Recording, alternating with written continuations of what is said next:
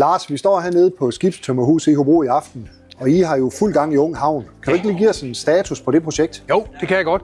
Jamen, siden I var her sidst, Mogens, så er der jo sket meget med det skib herovre. Vi har jo nu fået beklædt skibet, så det faktisk ligner et skib nu. Sidst vi snakkede sammen, der var der bare nogle rå spanter, og det lignede hverken det ene eller andet, og nu ligner det faktisk et skib. Og det er rigtig godt, fordi vi begynder jo at nærme os noget, der begynder sådan lige så stille at lugte forår, og dermed også den her samling, vi skal have over i Helsingør, som vi skal have i skolernes første uge der i sommerferien. Så vi har lidt, vi vil ikke sige, at vi har travlt, men vi er i en proces nu, hvor vi skal til at gøre noget og have lukket noget af. Ja. Baggrunden for Ung Havn er jo, at der er 8 danske kommuner, som er gået ind i projektet.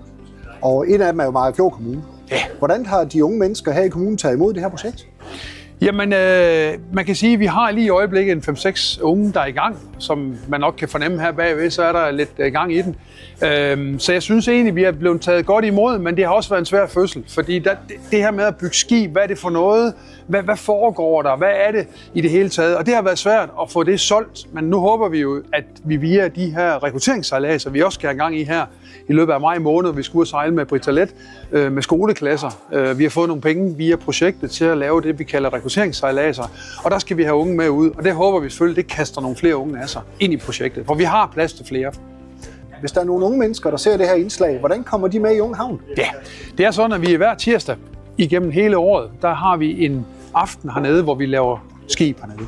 Så hvis man har lyst til at komme med, så kan man enten kontakte ungdomsskolen, ringe til mig, eller ringe til vores kontor, og så får man lige noget briefing på, hvor er det henne, og så videre, og så kan man komme med. Det kræver ingen forudsætninger. Det er ikke sådan, at man skal have en særlig interesse for noget. Det her, plejer jeg at sige, det er det, vi kalder hyg og byg. Så det er lige så meget at have et socialt fællesskab og hygge sig sammen, som det er at bygge skib.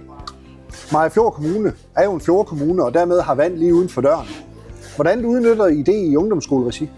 Ja, men i ungdomsskolen, der er vi så heldige, at vi har en del maritime ting og sager, vi bruger. Altså, vi har 2 både, vi sejler i, 2 motorbåde, hvor vi kan lave noget vandsjov, vi kan trække nogle vandski, vi kan trække en banan, og vi kan lave nogle forskellige ting. Så har vi også nogle mindre fartøjer, vi kan sejle i.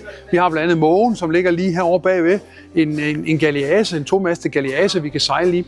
Og så har vi derudover også kajakker, kanoer, subboards og andre ting. Så fjorden for os er et kæmpe aktivitetsrum, som vi rigtig gerne vil udnytte maksimalt. Og det gør vi i løbet af sæsonen, hvor vi har vandsæsonen. Det er cirka fra 1. maj til 1. oktober. Der har vi cirka 1000 unge i alt, der kommer igennem vores system.